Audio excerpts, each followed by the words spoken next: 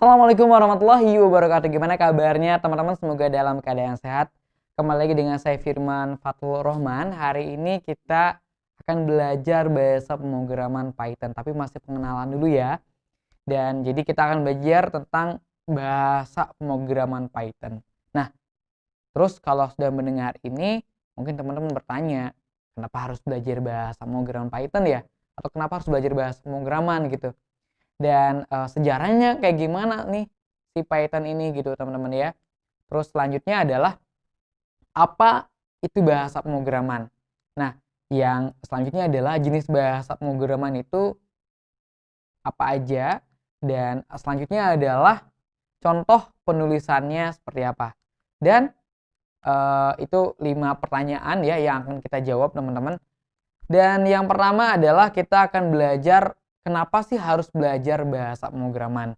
Baik, pertama adalah peluang kerja teman-teman. Jadi di tahun 2025 atau 2030 ya, atau nanti di masa depan itu akan sangat banyak sekali peluang pekerjaan. Karena teman-teman tahu kan, karena sekarang kita sedang berada pada industri 4.0 di mana semua sudah terhubung dengan internet. Jadi sangat mungkin itu di masa depan sangat dibutuhkan banyak pekerjaan ya. Sekarang saja dibutuhkan jutaan ahli IT di Indonesia.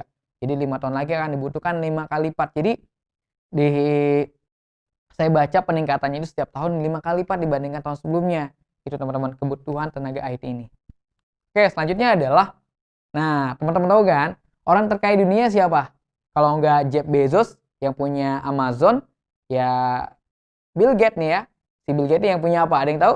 Yang punya Microsoft Corporation. Ya, siapa yang nggak tahu? Siapa yang nggak pernah pakai Windows? Pasti semuanya pakai kan? Nah, atau mungkin juga ada yang punya Mac. Ya pokoknya itu orang-orang IT yang punya. Nah, jadi teman-teman kalau mereka bisa, kita juga bisa gitu ya. Jadi ini jadi inspirasi dan motivasi kita begitu. Karena untuk ibadah, untuk haji, untuk bersedekah ya, kita harus kaya begitu. Makanya kita kalahkan atau kita juga bisa seperti mereka gitu ya. Oke. Nah, dan selanjutnya adalah penghasilan yang besar teman-teman ya. Setelah saya baca orang-orang IT itu untuk yang sudah punya kemampuan itu bisa dibayar mahal ya dengan kemampuannya tentunya. Jadi bisa 9 juta, 10 juta, bahkan lebih dari itu, bisa puluhan juta rupiah begitu ya dengan ahli IT ini. Karena sekarang sangat dibutuhkan teman-teman ya. Oke, selanjutnya adalah teman-teman bisa meningkatkan kemampuan berpikir secara logis. Kenapa?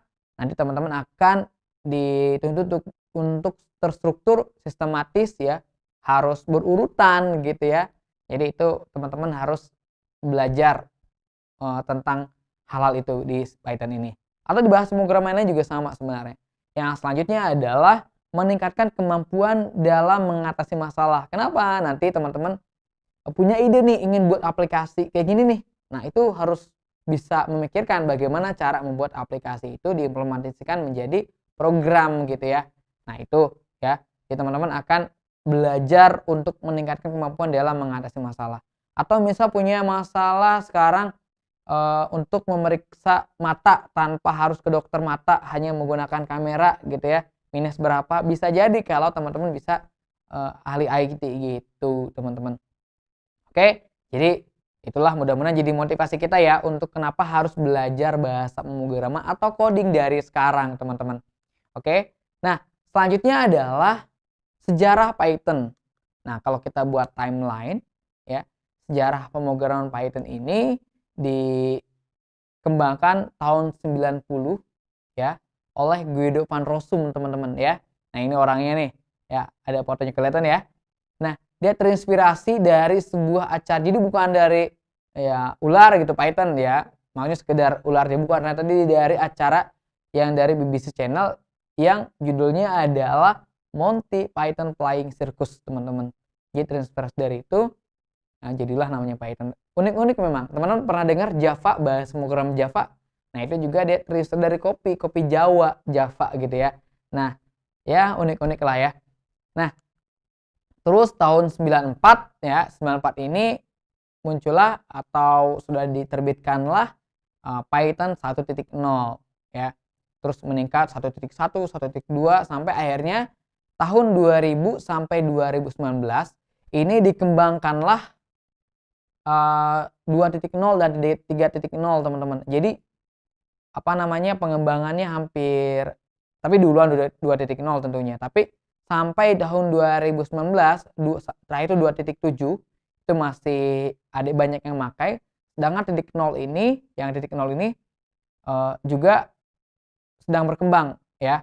Jadi memang ada sedikit perbedaan dan akhirnya tahun 2020 ya 2.0 ini udah resmi dihentikan dan sekarang kita fokus di Python itu ke 3.0 teman-teman. Jadi kalau teman-teman sempat belajar Python itu kalau bisa menggunakan Python 3.0 ya, karena 2.0 sudah dihentikan. Oke, pengembangannya.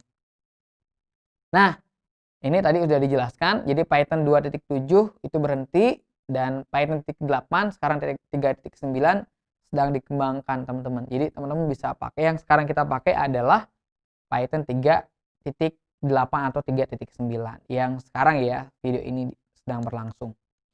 Oke, selanjutnya adalah apa itu bahasa pemrograman gitu ya. Kalau teman-teman baru belajar tentang coding. Nah, kalau kita lihat gambar ini, kebayang nggak ya?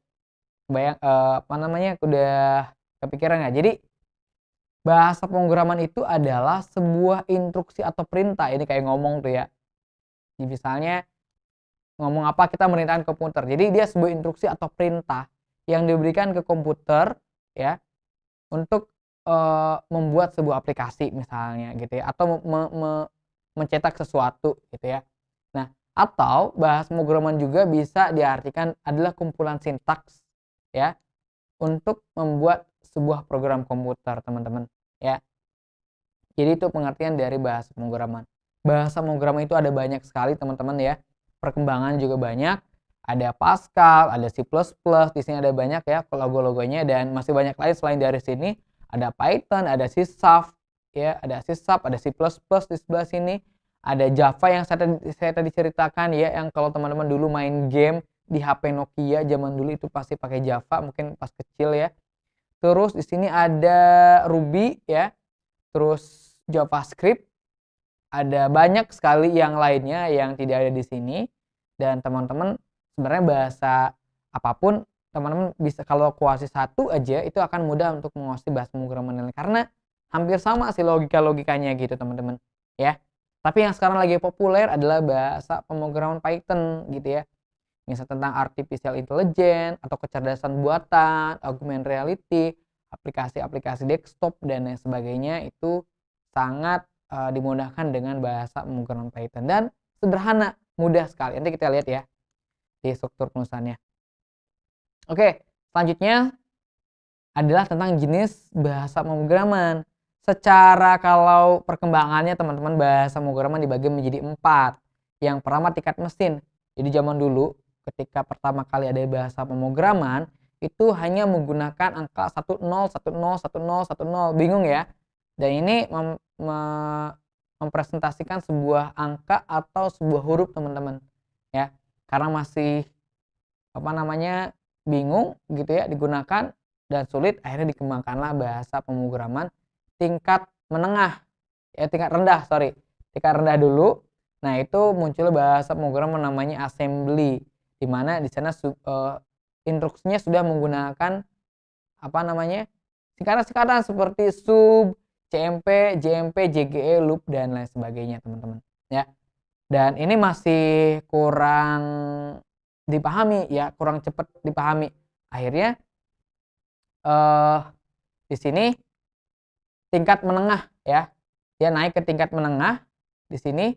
Terus di dalamnya tingkat menengah ini sudah mulai menggunakan bahasa-bahasa manusia gitu. Jadi campuran dengan bahasa-bahasa komputer yang singkat-singkat tadi.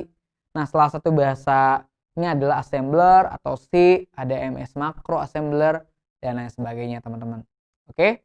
Nah, dan terakhir yang sekarang kita gunakan adalah tingkat tinggi. Kenapa tingkat tinggi? Karena bahasa pemrograman ini adalah bahasa pemrograman yang menggunakan bahasa manusia, lebih mudah dipahami, bahasa Inggris ya. Seperti Pascal, C++, ada DLP, PHP, Visual, Python, dan lain sebagainya teman-teman. Oke, dan ini adalah bahasa pemrograman tingkat tinggi. Oke, nah contoh penulisannya kita lihat kenapa saya bilang bahasa pemrograman Python itu lebih simple dan mudah ya. Kalau kita di sini untuk hanya membuat sebuah kata hello world teman-teman ya.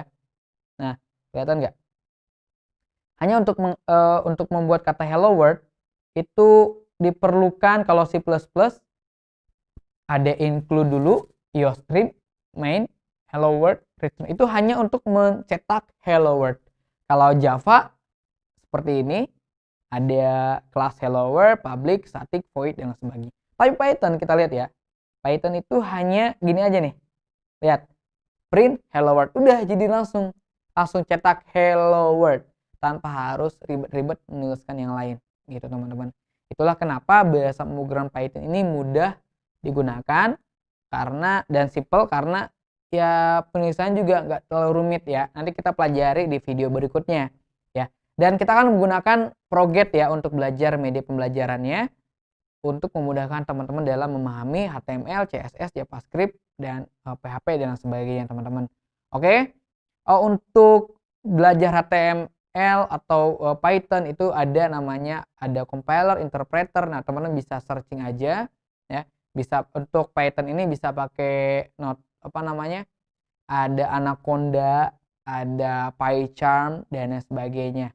Nah, untuk kali ini dan kedepannya kita akan menggunakan Proget ya, media pembelajarannya, yaitu website tentang media pembelajaran Python, HTML dan sebagainya. Banyak sekali bahasa pemrograman yang bisa kita pelajari. Oke, itu aja dulu. Mudah-mudahan bermanfaat teman-teman. Jangan lupa di subscribe, like, share, komen video ini. Saya Firman Fatlur Rahman undur diri. Assalamualaikum warahmatullahi wabarakatuh.